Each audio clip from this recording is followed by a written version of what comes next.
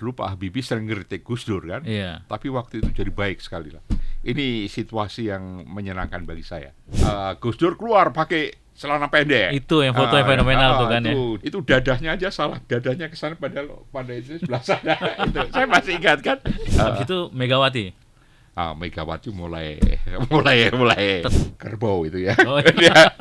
Shibuya itu, Shibuya itu Iya, kan. iya. Ada yang janji di Irkari juga ada kan. Iya. Oh gitu ya Mas ya. Ya, sorry, yang sekarang kan, kan dulu SMK kan, mobil SMK itu sampai sekarang kita mau kemana?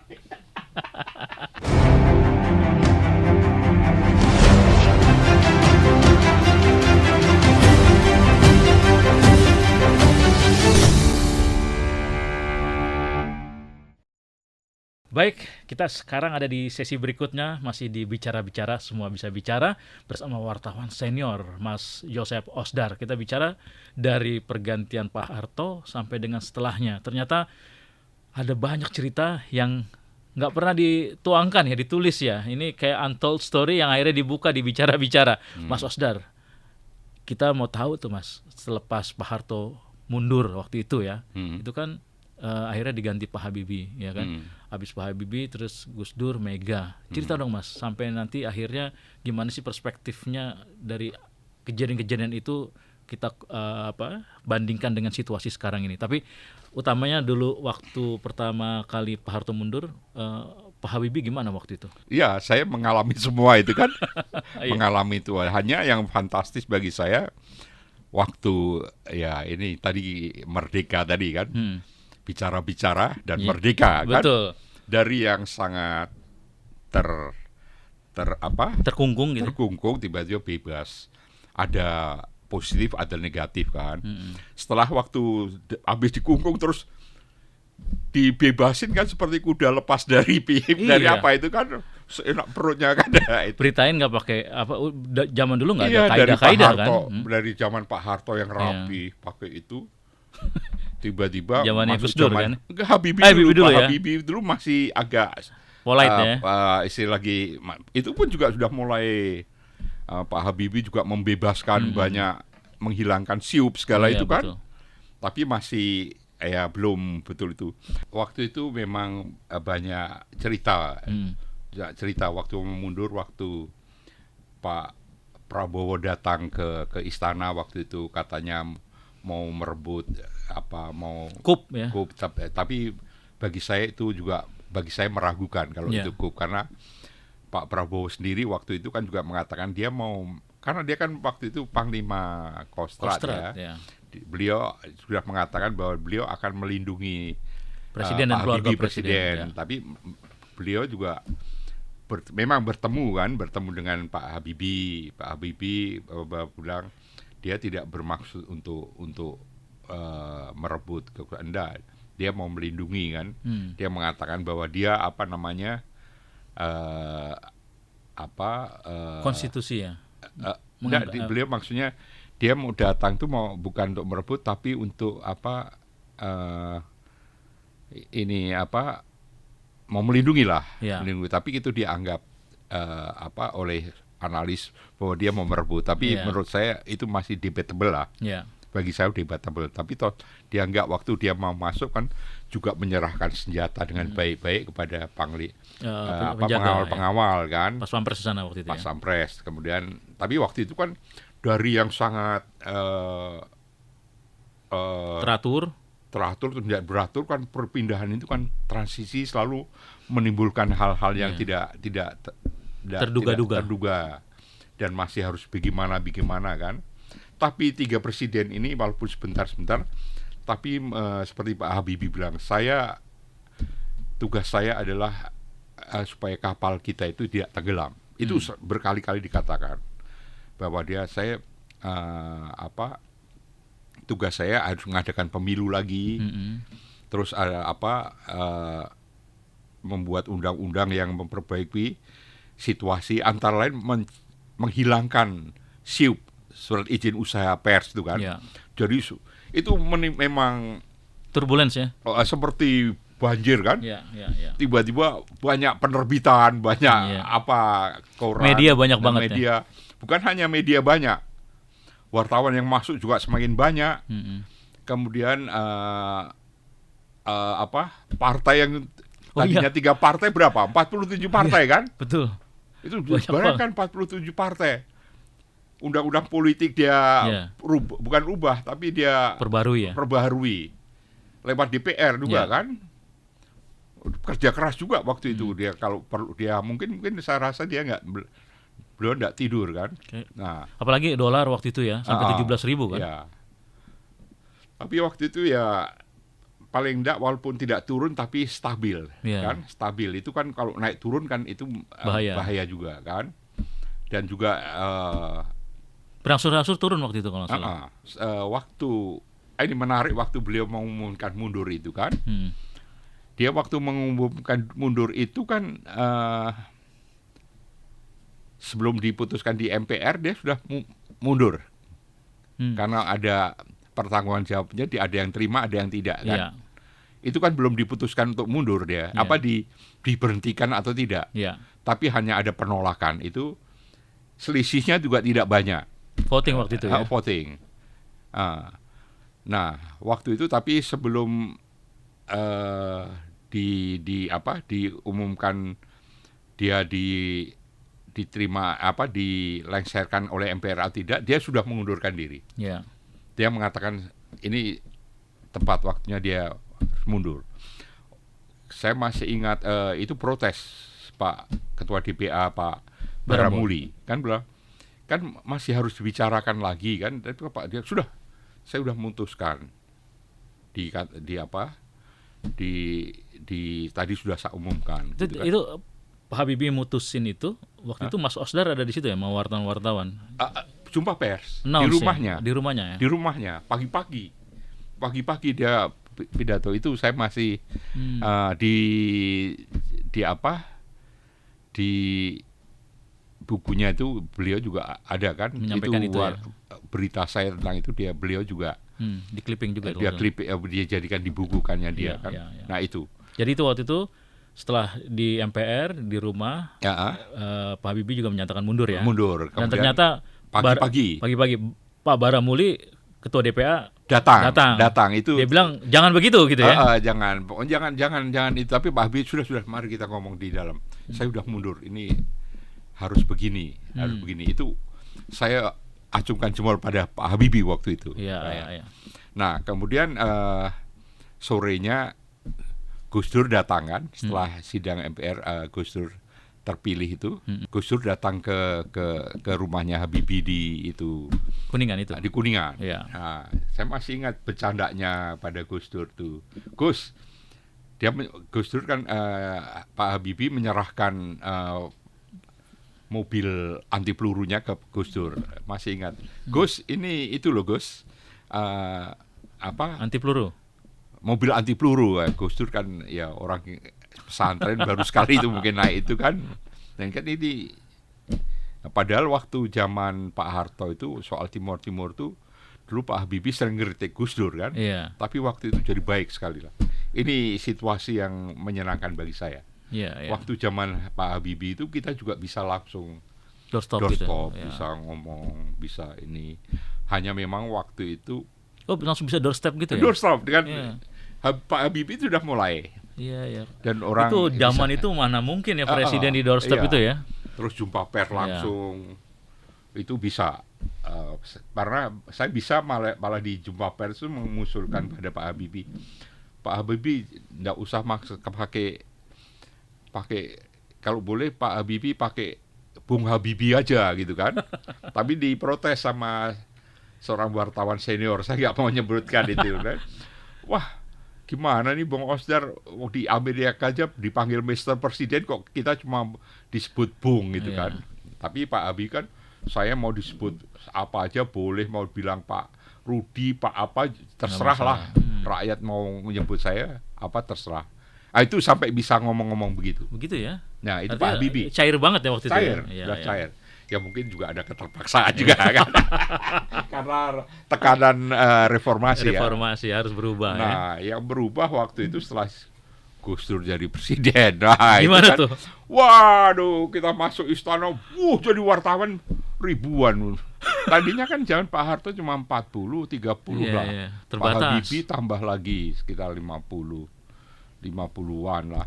Begitu Pak Gus Dur masuk, wih, waduh, Udah nggak pakai dasi lagi dong ya? udah dapat dasi. Pada duduk di tangga istana nggak pernah terjadi. Kita duduk di situ, wah. Diusir sama Pas Pampres ya? Sekarang nggak, pas pampresnya juga ikut duduk.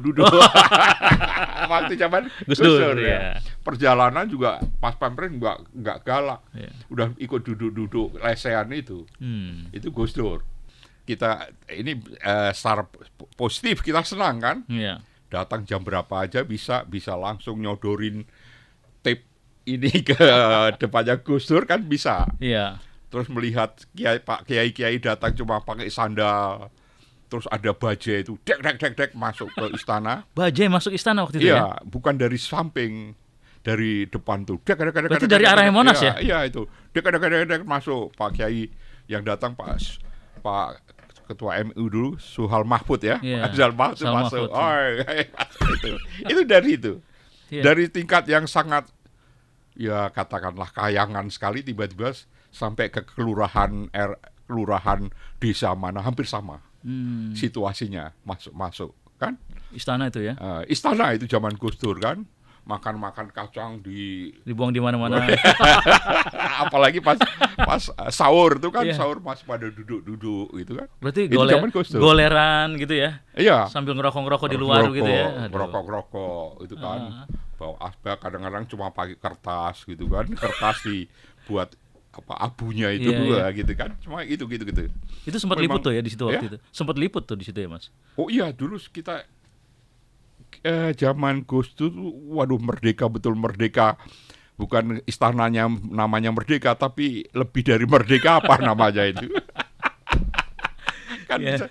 kita dulu kan udah selesai acara. Saya keluar di macet-macet. Sebelah saya ada mobil, kok saya curiga ini siapa di tengah kemacetan itu. Ternyata Gus Dur baru mau ngunjungi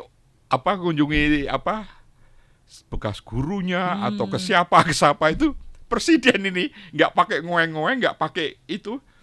Untung saya lihat di lampu merah di depan Istana Merdeka itu Iya. kan, saya lihat kok saya kenal itu. Terus tiba-tiba lihat, oh itu pengawalnya Merdeka, itu pasti Gus Dur. Kita ikutin. Oh, Gitu, itu zaman itu. Zaman Betul-betul itu ya. merdeka, hanya bukan merdeka itu. jadi merdeka bicara juga tuh ya? Merdeka bicara, merdeka segala-galanya itu. Iya, Pada iya. duduk di depan istana gitu kan. Pas tidak lama kan Gus Dur itu waktu itu Sama waktu itu dia juga kan turun juga ya Gus Dur jadi impeachment. presiden, wakilnya Megawati. Iya. Ada demo. Iya. Setelah pelantikan, terus acara di istana ada demo. Kan Depen sama Oh iya, Depen Depsos dibubarkan. dibubarkan. Demo di depan. Gus Dur sama juga datang menemuin, salaman, ngobrol-ngobrol itu. Nah itu bagus, walaupun demo tapi mau nemuin lah. Ya. Presiden sendiri sama wakil presiden turun terus ngobrol-ngobrol sama itu.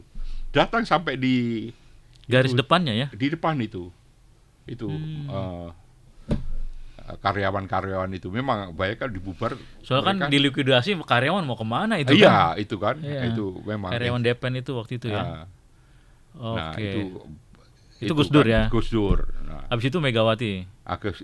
Gus Dur mundur itu. Nah, Gus Dur mundur ada cerita tuh? Nah, Gus Dur mundur, saya kan di situ juga. Saya tiap hari di situ. Itu waktu yang paling fenomenal waktu itu kan. Pagi-pagi dia mengumumkan dekret Oh iya. jam 1 pagi. Bubarkan DPR ya? Enggak, itu ya. Iya kan? Satu, bekukan DPR Bekukan, MPR iya. dan bekukan Golkar. Sambil menunggu keputusan Mahkamah Agung. Iya. Itu. Golkar pun juga dibekukan. Oh Ah. iya. Itu jam 1 pagi kan, Senin. Tanggal berapa itu? 23. 23 itu pagi dia mengumumkan dekret. Agak siang pagi kemudian jam 11 MPR memecat beliau. Iya betul. Memecat beliau. Ah. Nah, beliau tetap bertahan di istana. Sorenya kita duduk-duduk di sana, Gus Dur keluar pakai celana pendek. Itu yang foto yang fenomenal tuh kan itu ya. Digandeng sama Yeni. Digandeng Yeni, itu dia dada-dada. Sebenarnya ada 2 kali keluar dari istana itu mau dada-dada karena ada pendukung-pendukungnya itu. Pendukungnya pada nyanyi-nyanyi di depan itu sore-sore itu. Beliau mau menemui itu dadahnya aja salah, dadahnya ke sana pada itu sebelah sana. Itu saya masih ingat kan. Nah, saya datang yang kedua karena dikasih tahu, oh itu Gus Dur mau ke depan. Tapi ini yang kedua kali katanya. Yang tadi pertama pakai pakaian biasa. Tapi wartawan nggak ada.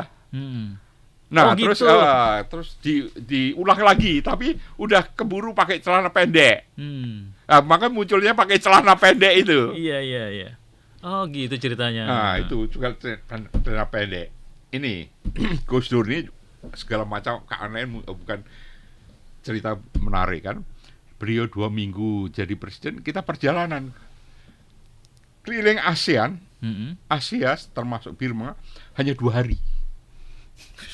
Cuma 2 hari. Gimana caranya? Terbang.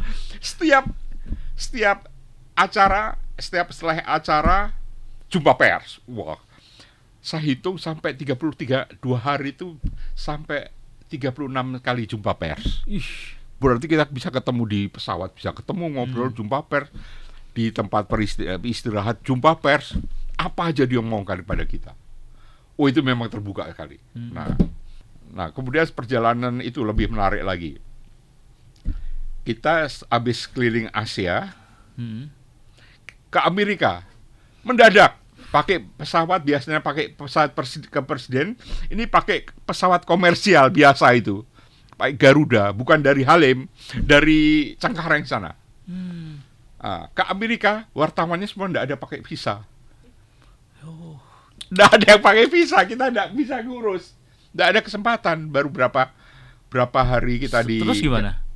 Terus wah, nggak tahu gimana, pokoknya kita bisa masuk di sana. Pokoknya ikut aja gitu ya? Ikut aja. Amerika loh, ini tanpa apa visa. Terus ketemu Clinton. Masa ketemu Clinton itu kan? Saya ikut sampai di dalam itu, di Oval Room. Oval Room itu. Oh ya, di Oval Room itu. Di Oval Room itu. Itu Gus Dur, ini Gus Dur hebat. Waktu sebelum masuk itu, kita kan ketemu-temu sama wartawan Amerika di ruang persnya itu. Pada tanya, ini kenapa siapa sih ini presiden ini? Kenapa kemarin presiden Prancis itu juru bicaranya presiden Joe Lockhart, kalau nggak salah, seingat saya Joe Lockhart itu mengumumkan ini yang datang itu nanti dari presiden Indonesia dekat Timur ini, itu dia umumkan itu. Tapi ada protes, ini kenapa sekarang kok bisa terlambat, datangnya terlambat ke Gedung Putih. Kemarin siapa ada yang datang presiden terlambat waktunya aja ditolak, diundur sampai besok. Ini Gus Dur terlambat masih diterima, ditungguin. Nah, waktu pertemuan di jumpa pers di Oval Room itu, Gus Dur mulai menjadi perhatian sendiri ini. Dia bercerita tentang ada wartawan yang tanya. Itu pakai bahasa Inggris ya, Gus Dur? Gus Dur pakai bahasa Inggris, pakai bahasa Perancis, pakai bahasa itu jago dia. So, dia dengar, ini pasti asalnya dari Perancis ya, itu dia bisa begitu. Dia pakai bahasa Perancis.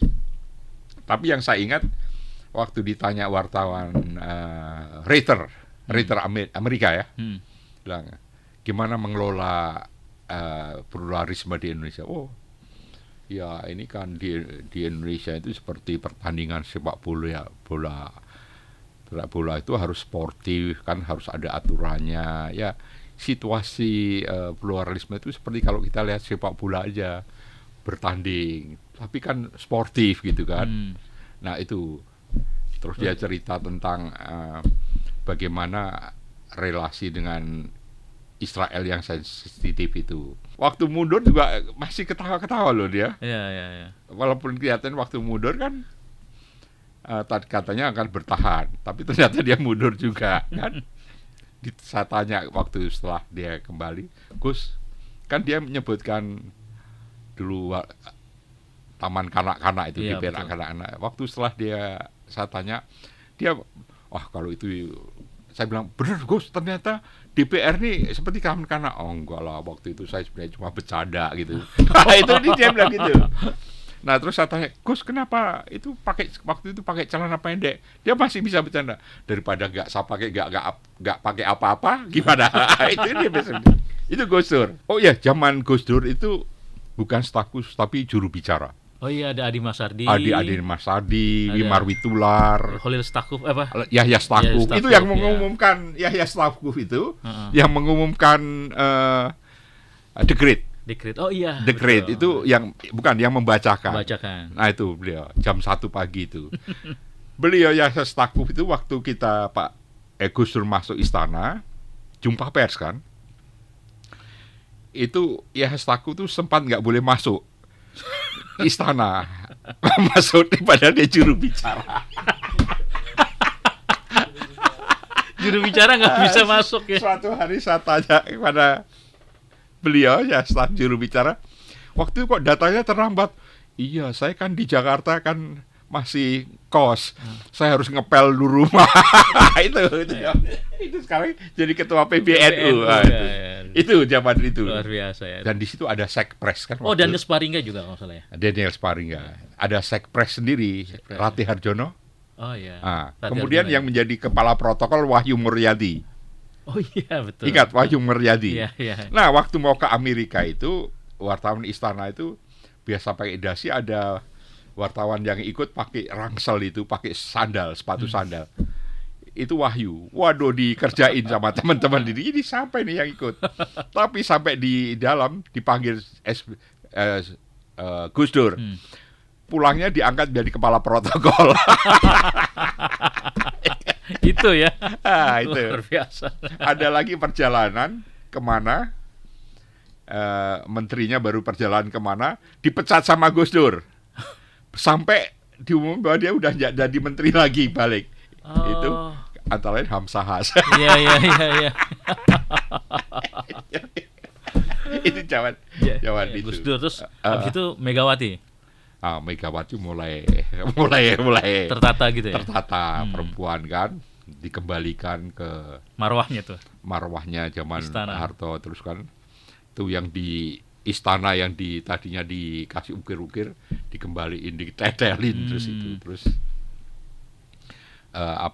burung-burung yang ditambah burung-burung, Foto-foto lukisan-lukisan ya. lukisan-lukisan zaman Bung Karno, Bung Karno itu ditata dipasang lagi, lagi. ya. Itu katanya penjaga istana yang bagian lukisan itu bilang itu kalau lukisan-lukisan itu dijual itu bisa membiayai APBN kita katanya. Itulah itu zaman Mega. Mega ya. Habis itu Mega SBY. SBY. SBY ini lebih teratur ya. SBY lebih teratur. Banyak perubahan Ya. sistem di istana, ada staf khusus. Ya. Beliau yang menjabatkan, terus One Team Press. One Team Press. Staf khusus ada berapa itu? Ada Daniel Sparingga. Lumayan SBY 2 periode kan ya? 2 periode. 2 periode, ya? 2 periode. Itu juga Saya ikut tuh SBY waktu kunjungan ke Eropa ya. gitu. Ya apa gitaran di pesawat. Pesawat. Ya kan?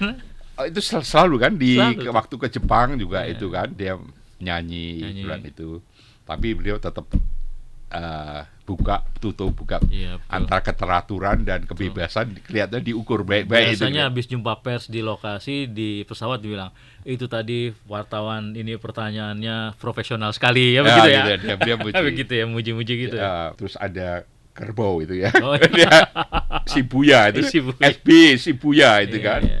Nah, itu saya pas ikut. Itu masih di istana, Mas. Masih ya. Saya rajin ketemu. banget tuh ya. Saya kalau dengan SB hampir periodik ketemu langsung itu. Ya, oh gitu, Mas. Diajak bicara sendiri. Kalau sekarang nih kan Pak Jokowi kalau misalnya mau bicara sama wartawan Pemret gitu ya, ada undangan makan siang begitu. Kalau dulu pas SBY gimana, Mas? Langsung aja ketemu gitu ya? Bisa Dulu gitu ya? saya hampir periodik Oh. Saya pribadi juga periodik dengan Pak SB itu. Oh, bisa diskusi gitu ya? Bisa diskusi. Beda nih kalau wartawan senior yang bisa langsung begitu kan? Mungkin Iya. nggak tahu, tapi pokoknya waktu itu bisa. Yeah. Saya masih ingat waktu diajak perjalanan dengan Bu Ani SBY. Bu Ani itu pas naik kereta api kan ke Cirebon tuh, pas itu kan habis kejadian apa namanya, Shibuya itu kan. Yeah. Waktu ada di sawah itu di Cirebon itu ada kelihatan kerbau itu, Bu Ani menangis karena itu. Oh, gitu. Habis Pak Presiden suaminya diledek pakai kuda itu. Luar biasa itu pada saat itu. Tapi, ya. Hebatnya di situ ya. Tapi tetapnya itu stay ya, Pak SBY waktu itu stay terus ya. Stay, tapi yang tetap menjaga. narik kerbau itu kan nggak ditangkap. Nggak diapa-apain makanya. Tapi SBY itu satu-satunya presiden yang bisa wawancara by phone dengan El Sinta loh, Mas. Oh ya? Iya. Oh ya. Jadi waktu kalau nggak salah di mana gitu kejadian gitu. apa, beliau kita telepon on air, kaget juga nih, baru pertama kali nih presiden diwawancara by phone gitu oleh radio gitu. Dan waktu itu El Sinta wawancarin beliau. Jadi kayaknya memang ada sesuatu ya, memang beda-beda setiap presiden tuh ya kan. Iya, ada positif negatifnya ada negatif, kan. Ya. Jokowi sekarang gimana kalau Jokowi? Jokowi pertama juga buka kan. Saya pengalaman sempat juga Mas, sempat intens dengan Pak Jokowi juga. Ya, saya pernah ikut pertemuan di rumah beliau waktu di pemilihan setelah beliau terpilih itu. Kan kita bertemu kan, beliau ini cerita, mungkin sudah saya tulis juga. Waktu itu beliau ya ada keyakinan ini gimana, kan di DPR kan waktu itu, MPR ya atau DPR itu waktu itu kan partai pendukungnya beliau tidak mendapat posisi di DPR kan. Karena waktu itu gimana Mas Osdar zaman kemarin itu. Oh gitu, sempat ditanyain komparasi gitu ya. Kalau saya bilang ini Pak Habibie pas dia dipilih 60% lebih, masa nggak akan dilantik. Habibie aja ya nggak dipilih oleh DPR, MPR, tidak dipilih secara langsung aja, dilantik. Bisa jadi presiden. Dilantiknya aja bukan di MPR tapi di istana kan, itu juga persoalan, toh tetap bisa jadi presiden. Tapi beliau kan, wah, masih ingat beliau malah, ini lain Mas Osdar. Terus ya udah saya diem kan. Kedua lagi tanya lagi, gimana Pak Mas Osdar? Coba saya bilang, ini sambil bercanda saya, kalau setahu saya kalau ada masalah ini presiden dulu, seperti SBY gitu kan. Untuk sering kadang setahu saya ya, untuk melihat situasi Indonesia itu kadang-kadang naik ke Gunung Lawu gitu kan. Gunung Lawu kan. Beliau, oh ya, saya tahu maksudnya. Ya udah, betul lah gitu. Selesai kan. Menurut saya selesai kan. Itu dipanggil lagi. Waktu terus zaman Masela. Minyak itu saya juga ke istana kan. Istana. Beliau mengatakan Masela ini perdebatannya sudah rumit kan, mau di darat atau mau di laut itu kan? Di laut ada di darat gitu kan. Nah, ya beliau mengatakan kalau di darat itu pengalaman beliau di Lok Semawe dulu. Di Lok Semawe itu dulu dia lihat kalau beliau masuk di perminyakan itu, masyarakat itu cuma melihat dari jauh, dan itu minyak itu, pabrik minyak itu enclave gitu kan. Saya pikir nanti akan di laut, karena di Lok Semawe enclave kan. Karena waktu itu kan sebelumnya ada berita di Kompas, Jokowi .2 setuju offshore kan, maksudnya di laut. Tapi menurut JK wakilnya. Tapi ternyata setelah ketemu saya, dia lebih memilih onshore. Gitu, onshore itu. Iya, itu ya. Apa artinya seorang presiden masih bisa dengar opini atau pertimbangan dari orang-orang lain, termasuk wartawan gitu ya, Mas? Iya. Ya, tapi saya nggak menduga bahwa itu akan onshore kan. Jangan-jangan ada footnote-nya tuh, by Osdar katanya. Tapi saya nggak mengusulkan, beliau hanya mengatakan belah enclave itu. Terus kan bagus itu kan. Gitu, onshore. Ya.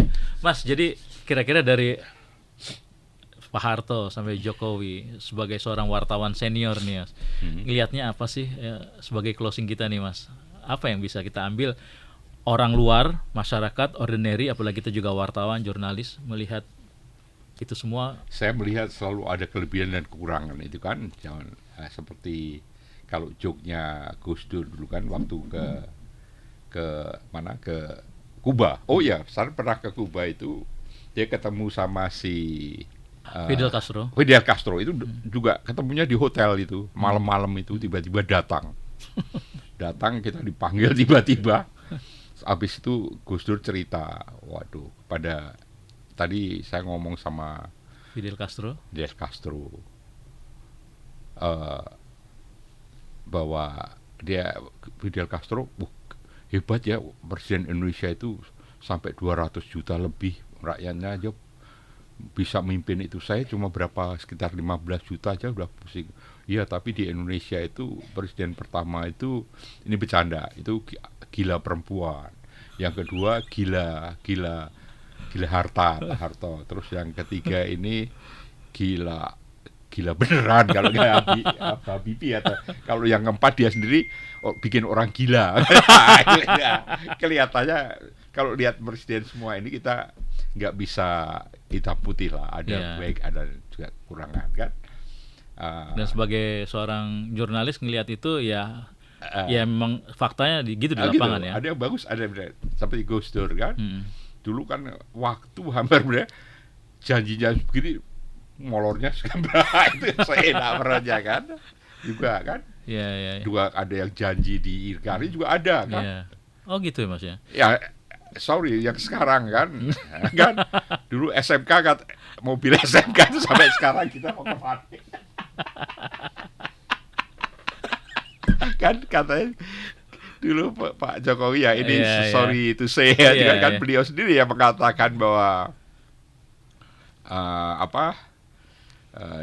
mengatasi kemacetan banjir di Jakarta itu kan hal yang mudah, tapi tidak juga. Ya, tapi itu salah satu. Kekurangan, kelebihannya juga banyak kan. Banyak itu kan. Tapi so far nih terakhir Mas, menikmati nggak sih Mas sebagai seorang wartawan gitu ya? A to Z, tahu daleman, tahu luar, gimana? Kira-kira menikmati nggak Mas? Ada apa kira-kira? Menikmati yang pahit dan manis. Ada manis, ada kecut juga kan. Iya. Kan kecut kan, seperti Pak Harto itu kan. Kecut banget ya. Suruh milih antara itu apa? Laut Mati sama Laut Tengah itu kan, walaupun itu bercanda kita takut loh itu. Iya. Takut bener, saya takut. Walaupun kalau diomong saya nggak takut, tapi sebenarnya takut banget. Ada ciut banget ya. Ciut banget. Tapi sangat menikmati Mas jadi seorang wartawan ini. Iya, sama banyak Gus Dur senang menikmati kebebasan tapi bingung. Bingung nulisnya bagaimana ini kan. Iya. Kan terus zaman Jokowi juga hampir mirip-mirip itu. Sempat pamit nggak sama Pak Jokowi waktu Mas Osdar pensiun as a jurnalis di Kompas di istana itu? Tapi tahu beliau ya? Tahu beliau waktu pertemuan terakhir. Oh enggak, pas acara puasa itu ya, saya sempat ngobrol-ngobrol juga bahwa saya akan pensiun juga, beliau cerita. Tapi mungkin beliau udah lupa itu. Ya, enggak, habis nonton ini nanti dipanggil lagi loh Mas. Oke Mas Osdar, terima kasih sekali waktunya. Dengan El Sinta dalam bicara-bicara siapapun bisa bicara. Kita ketemu lain waktu Mas. Jangan bosan, nanti kita undang lagi nih. Kayaknya banyak fakta, cerita-cerita yang harus diungkap lagi tuh ya dari setiap perjalanan presiden ini kayaknya ya. Iya, terima kasih banyak Mas. Kita nanti bicara-bicara lagi. Thank you Mas Osdar. Ya, terima kasih semuanya yang sudah nonton Bicara-Bicara sesi 1 kemerdekaan tahun 1998 bersama wartawan senior Kompas Yosef Osdar. Terima kasih, kita jumpa lain waktu.